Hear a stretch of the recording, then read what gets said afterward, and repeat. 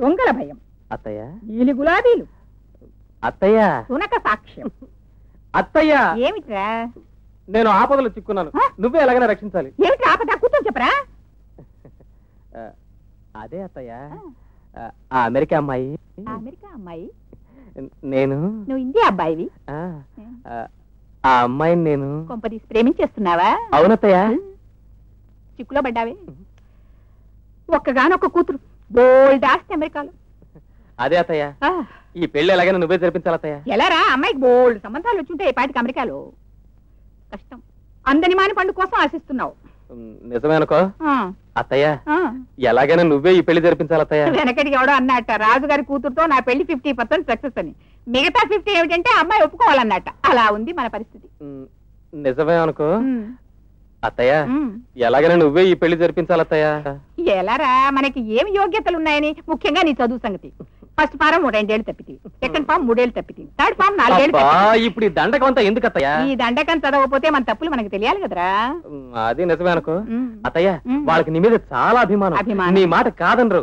నువ్వు ఈ పెళ్లి జరిపించావనుకో నీ కాళ్ళు పట్టుకుంటాను. మరీ కాళ్ళ మీద పడిపోతున్నావే. సరే, ట్రై అండ్ ట్రై అన్నాడు కాళిదాస్. ప్రయత్నించు, మళ్ళీ ప్రయత్నించు అన్నాడు షేక్స్పియర్. ప్రయత్నిస్తాను.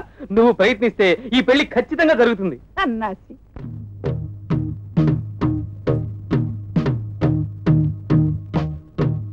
డాక్టర్ గారు, ఎలా ఉంది మా అమ్మాయికి? ఏమిటి జబ్బు? జబ్బు లేదు, జలుబు లేదు. మీరేం కంగారు పడకండి. Hearty congratulations. మీరు త్వరలో తాతయ్య కాబోతున్నారు. తాతయ్య? అవునండి, మీ అమ్మాయి గర్భవతి. గర్భవత? చాలండి, ఏమిటా పాడు మాటలు? నిన్న 6 డజను ముంజికాయలు మింగింది. అజీర్ణం చేసి వాంతులే ఉంటాయి. సరిగ్గా చూడండి. ఏం అక్కర్లేదు భూషయ్య గారు, ఇది ముంజికాయల కేసు కాదు, ఖచ్చితంగా గర్భం కేసే. మళ్ళీ గర్భం అంటారేమిటండి? మా అమ్మాయికి అసలు పెళ్లే కాలేదు, గర్భవతి ఎలా అవుతుంది అంట? ఎలా అయిందనేది నన్ను కాదు అడగవలసింది, మీ అమ్మాయిని. వెళ్ళి అడగండి. మావయ్య, అల్లుడు ఇవి చేతులు కావు కాళ్ళు అనుకో. నువ్వే నన్ను రక్షించాలి. అదే మాటలు మావయ్య, అసలు విషయం అని చెప్పు. నువ్వు తక్షణం రత్నాన్ని పెళ్లి చేసుకోవాలి. పెళ్ళా? రత్నాన్న? సరే మావయ్య, రత్నాన్న దృష్టితో నేను ఎప్పుడు చూడలేదు. పోనీ ఈ రోజు నుంచి చూడు, తప్పే ఉంది. వరసేగా. వరసైతే సరే, మనసులు కలవద్దు. ఒరే అల్లుడు, నీ తల్లికి తోడ పుట్టినవంటరా. చూడు, నాకున్న 25 ఎకరాలు, నా ఇల్లు, నా క్యాష్, సర్వం మొత్తం అంతా కూడా సర్వ హక్కులతో నీకు రాసిచ్చేస్తాను రా. నాకు అదే అక్కర్లేదు. రత్నాన్ని నా సోదరులా చూసుకున్నాను. ఈ పెళ్లి జరగటం కల్లో మాట. అయితే దానికి వచ్చిన కడుపు మాట.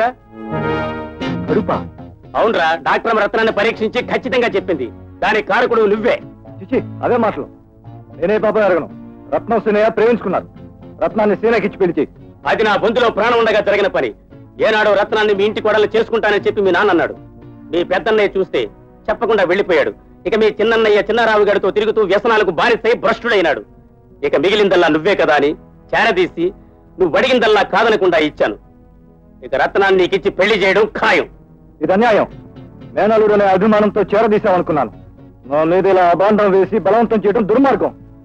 ఊరు విడిచేనా వెళ్తాను కానీ చచ్చిన ఈ పెళ్లికి మాత్రం నేను ఒప్పుకోను. ఎలా ఒప్పుకోవో నేను చూస్తాను.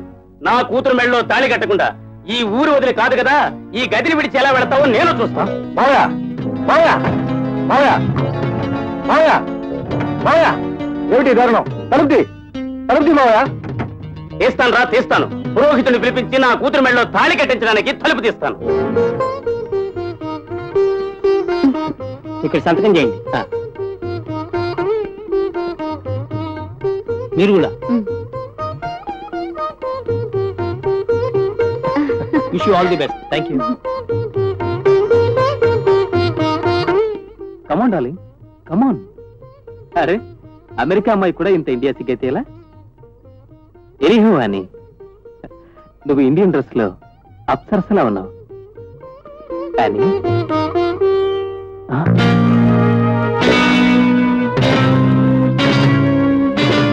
నువ్వు అమెరికా అని?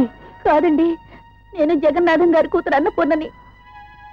ఎంత మోసం, ఎంత దగా! ఇదంతా అత్తయ్య ఆడి నాటకం అన్నమాట. ఏమండి? అత్తయ్య ఎంత అన్యాయం చేసింది. శ్రీమంతులు ఒక్కగానొక్క కూతురు ఉంది. అమెరికాలో ఆ చివరి నుంచి చివరి వరకు బోల్డ్ ఆస్తులున్నాయని చెప్పింది. ఈరా చూస్తే నువ్వు ఆ దరిద్ర కూడా అన్నపూర్ణం అన్నమాట. ఏమండి, అంత మాట అనకండి. అన్నపూర్ణ కాదండి. ఏమండి, నా మాట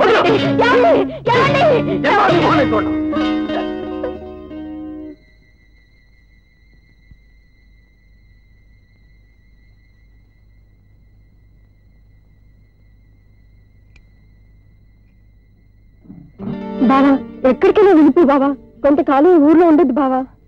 thank you Ratnam, thank you very much.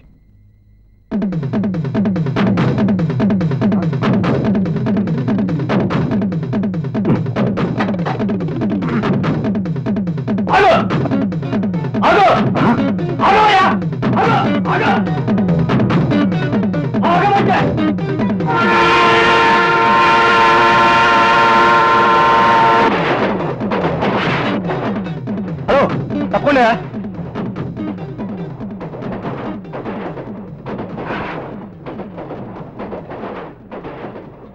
అబ్బా సరిగా కూర్చోండి. ఏమిటండి ఇది? లేవయా, నువ్వేమన్నా రైల్వే మినిస్టర్వే? ఈ సీటు నాది. ఈ భార్య నాది. లేవయా, లేమంటుంటే లే. ఏమన్నా సీటా సింహాసనమా?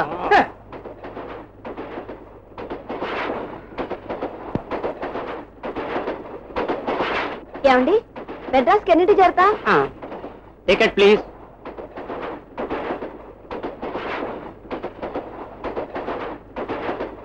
Hello ticket. Sorry sir, ticket కొనలేదు. టికెట్ కొనకుండా రైల్లో ఎలా ఎక్కారండి? హడావుడికి ఎక్కేశానండి. చాలా గొప్ప పని చేశారు, కానీ పెనాల్టీతో డబ్బు కట్టండి. డబ్బా? దానికి డబ్బులు సార్. ఇదే మీ బాబు గారు రైలు అనుకున్నారా? సారీ సార్, ఏదో అర్జెంట్గా ఎక్కేశాను. కావాలంటే వాచ్ తీసుకుని టికెట్ ఇవ్వండి. What is this? ఖరీదైన వాచ్ అండి. 1 మినిట్ వాచి ఎలా ఉంచండి. మీరు ఎవరు వెళ్ళాలి? మెడ్రాస్. వెరీ గుడ్, మేము మెడ్రాసే. చూడండి, ఈయన టికెట్ ప్లస్ ఫైన్ ఎంతైనా చెప్పండి, నేను పే చేస్తాను.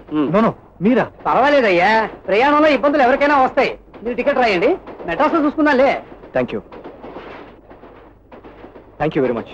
No problem. టీసీ గారు టికెట్ రాయండి. రండి బ్రదర్, మీరు కూర్చోండి.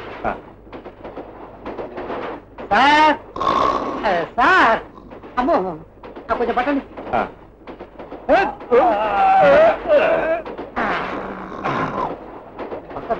మీరు రండి, కూర్చోండి. ఇవ్వండి. ఆయన టికెట్ అడగండి. Mister ticket the. A mister ticket అయ్యా.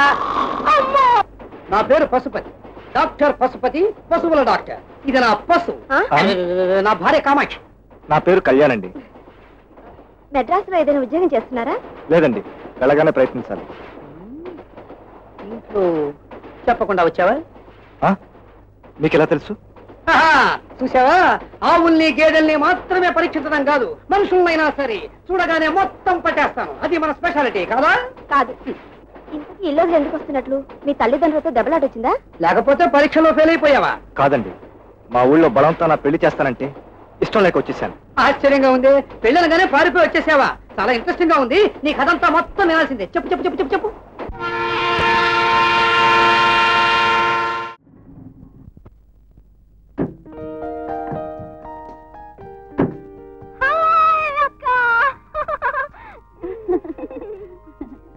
బాగున్నది. ఇదో నేను మాట్లాడను.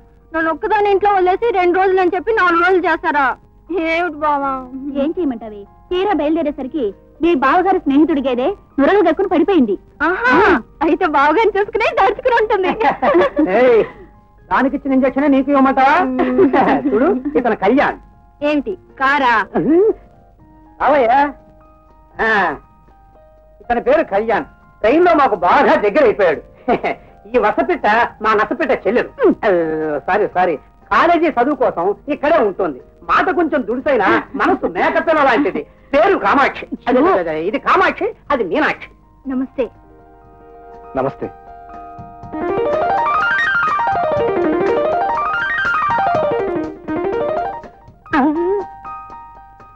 మీనాక్షి, ఈ రోజు నుంచి కళ్యాణ్ మన ఇంట్లోనే ఉంటాడు. ఆ గెస్ట్ రూమ్ చూపించు. వెళ్ళవయ్యా.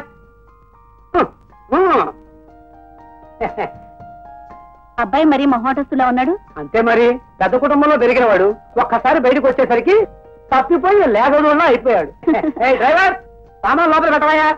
పా మీనాక్షి. సారీ కామాక్షి. రండి. ఇదే మీ రూమ్. బాగుందండి? ఏమిటండి? అదే రూము. అదే బాగుంది, చాలా బాగుంది. ఏం తీసుకుంటారు? ఈ రూమ్ లో నుంచా? నేనేం తీసుకోనండి. అబ్బా, అది కాదండి బాబు, కాఫీయా టీయా ఏం తీసుకుంటారని. ఓహో అదే, థ్యాంక్స్ అండి, నాకేం వద్దు. ఇదిగో చూడండి. ఎక్కడండి? ఏమిటి ఎక్కడ? అదే ఎక్కడ చూడమంటారు అని. నా ముఖం కేసి. ఎలా ఉందండి? మీ మొహానికి ఏంటండి చాలా బాగుంది. అది కాదండి, నేను వేసిన జోకు.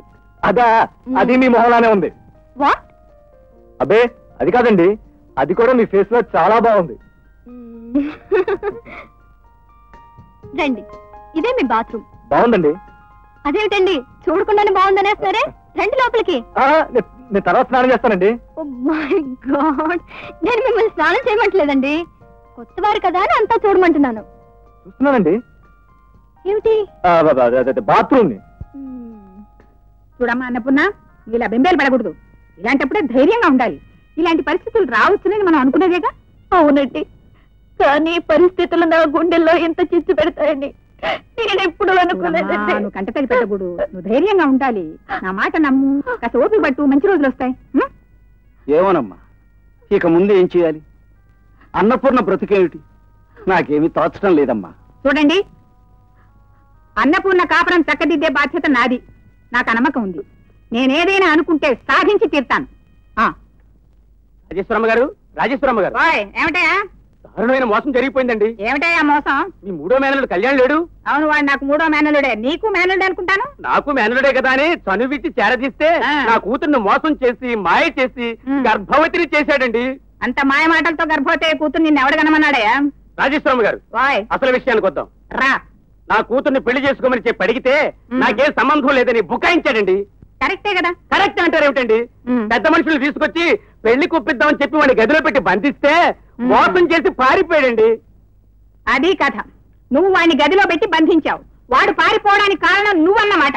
నాకేం సంబంధం? వాడు భయపడి పారిపోయాడు. నన్ను ఇప్పుడు ఏం చేయమంటారు? చెప్తాను. ఇప్పుడు నీ మీద 3 క్రిమినల్ కేసులు పెడతాను. క్రిమినల్ కేసా? మధ్య నా మీద ఎందుకండి? ఎందుకనే? నంబర్ 1, కళ్యాణి నువ్వు బలవంతంగా గదిలో వేసి నిర్బంధించడం. నంబర్ 2, వాడి ఊరి నుంచి పారిపోవడానికి కారకుడు నువ్వు కావడం. నంబర్ 3, నీ కూతురు గర్భానికి వాడు కారకుడు కాకపోయినా వాడి మీద అభాండం వేయడం.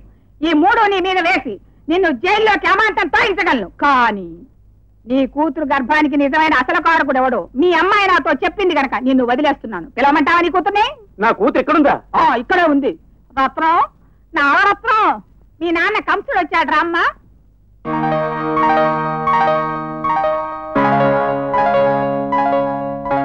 రత్నం, నీ కడుపులో కొద్దిగా పెరుగుతున్న బిడ్డకి తండ్రి ఎవరో చెప్పమ్మా. అతని పేరు మీ నాన్నకి. ఏం చల్లకొచ్చి ముద్దు దాచుకోవడం ఎందుకు? చెప్పు తల్లి. సీనయ్య అంటే మీ పాలేరు సీనయ్య. పాలేరు సీనయ్య అనకూడదు, భూషయ్య గారు అల్లుడు గారు సీనయ్య అనాలి. ఎందుకంటే వాడు నాకు అల్లుడు గారే. పిలమంటావా? వాడు ఇక్కడే ఉన్నాడా? మరి తప్పదుగా. కాబోయే తండ్రి సీనయ్య గారు, అల్లుడు గారు, ఒకసారి ఇలా రండి. రత్నం, కడుపులో పెరుగుతున్న బిడ్డకి తండ్రి ఎవరో చెప్పనాయనా? నువ్వేగా? అవునండి. ఒరే, ఎంత పొగరా నీకు! మిమ్మల్ని ఏం చేస్తానో చూడు. ఇంకేం చేస్తావులే పిడకలు. ఈ బెదిరింపులు మానేసి సవరింపులకు రా. వాళ్ళిద్దరికి మర్యాదగా పెళ్లి చేసే, లేదా నీ మీద 3 క్రిమినల్ కేసులు పెట్టి నిన్ను 10 ఏళ్లు జైల్లో పెట్టిస్తాను. 10 ఏళ్లు జైలా? 10 ఏళ్లు తక్కువ అనుకో. అయినా ఏం చేస్తాం? ఏం పోలీసులు పిలవంటావా? అమ్మ రాజేశ్వరమ్మ గారు, నా పరువు గంగలో కలపకండి. ఈ పరువు గంగలో కలవకుండా ఉండాలనే వాళ్ళిద్దరికి మర్యాదగా పెళ్లి చేయమంటున్నాను. ఒక బిడ్డకి తల్లిదండ్రులు కాబోతున్నారు. సిగ్గులేదు నీకు? తండ్రి పెళ్లి చేసే. అలాగేనమ్మా. శుభం. అలా దారికి రా.